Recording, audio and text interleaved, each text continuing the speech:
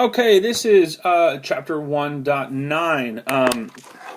Basically, here, let me scoot up real quick. It is modeling with cubic functions. So this is all real-life situations that have to do with a cubic function that they've dealt with. And we're going to have to build the models for these things. So if I go down to the Explore section, it states, when a person stands on a diving board, the diving board bends beneath the weight of the person. The further the person stands from the fulcrum of the diving board, where this point where it's attached, that's your fulcrum right there. All right. The further the person stands from the fulcrum of the diving board, the more the diving board bends or deflects from the horizontal. Basically, the idea of deflection is how much it spans right there. What is that distance? This one right there. All right. And then the table below shows the amount of deflection in thousandths of an inch. So very minute measurements here. When the same person stands x distance from x feet from the fulcrum of the diving board. So if they stand at 0, they stand right on the fulcrum, it doesn't bend at all. If they stand at 1 foot, it bends 0.116 inches. If they stand 2 feet, it bends 0.448 inches. All right, so it's 448 thousandths of an inch, which they give you the scale right there, and so on and so forth. So we're going to use that to find a cubic model. So let me zoom in a little bit, and we'll start that so we can all see this a little bit better. All right. Woo! I don't know if it need to be that big. Zoom out, zoom out. There we go. That's good enough. So, does it have a constant rate of change? Well, let's start looking it up. So 116 minus 0, well, that's still 116. Oh, pen, come on. That's 116. 448 minus 116 is, here, let me pause and figure all this out. Alright, so that's the first difference. So if the first difference is the same, we can tell it's not linear. So let's start the second difference. 332 minus 116, that's 216. 524 minus 332 is 192. Is that right? 524 minus 332 is 192. 448 minus 116. Yep, alright. And then we'll just keep going from there. And I went ahead and wrote in the third difference as well. So, and you can tell the third difference is where it got to be the same. So remember, if the first difference is the same, it's linear. If the second difference is the same, it's quadratic. If the third difference is the same, it's cubic. And if you have to go back in and start, if none of those work and you try dividing to get the same ratio, then it's exponential. So just a quick reminder as far as what's what. So this is cubic.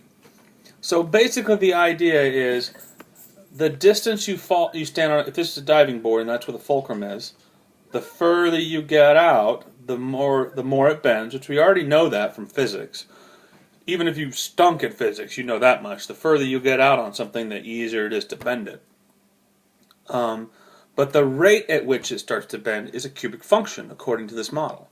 And so we can use a cubic function to estimate how much something will bend depending on how far out we are. So let's run this through the paces. So hopefully you remember that A equals the third difference divided by 6, which in this case negative 24 divided by 6 is negative 4, which let's be consistent in our colors. All right. B equals the second difference minus the third divided by 2. So the second difference is that 216 minus the negative 24 divided by 2, which I have to break out my calculator for that. which I didn't bring my calculator home, so I have to use my phone, so I'm more careful. 216 minus a negative really plus 24 equals 240 divided by 2 should be 120. So that equals, the B value is 120. Okay? Your C value equals your very, V-E-R-Y, first difference minus A and minus B, which your very first difference, again, is 116. It's the one that comes down directly from the starting point. Minus your A value, which is a negative 4, minus your B value, which is a positive 120. So 116 plus 4 is 120. Minus 120 is 0. Wow, that came out to a nice, easy number. And last but not least, your starting point, D. D is your start. So when x is 0, y in this case is also 0. So we have all the information we need to write it. So y equals, it helps out if you use the right pen, y equals negative 4x to the third power plus 120 x squared. Now here's how we're going to start using this. We're going to say something like, well, what would you estimate if you are 7 feet from the fulcrum? How far, so when he is, or you, who or she, whatever, that's the fulcrum and that's your diving board, we've only got information up to 1, 2, 3, 4, 5 feet. What about, let's say, 8 feet? Let's estimate based upon our model. So we just literally take y equals negative 4 times 8 to the third power plus 120 times 8 to the second power. And we can see how far it bends down. Right? How far down the sucker bends. Which, give me a second, I'll calculate that out. Alright, so for this example, like I'm using my cell phone, so I can't just type it all at once. The 4 times 8 cubed gave me that one. The 120 times 8 squared gave me that one. We add them together. I get 5,632 thousandths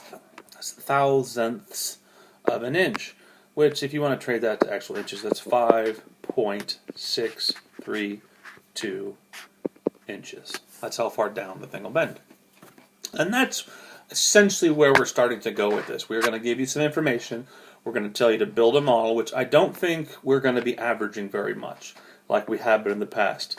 So we want, I don't believe we're going to be finding the average third difference. No, that would be the average third difference. But we will be using it in the next to build an equation and say, hey, use your equation to estimate where this would be and stuff like that. Okay? So there you go. Good luck.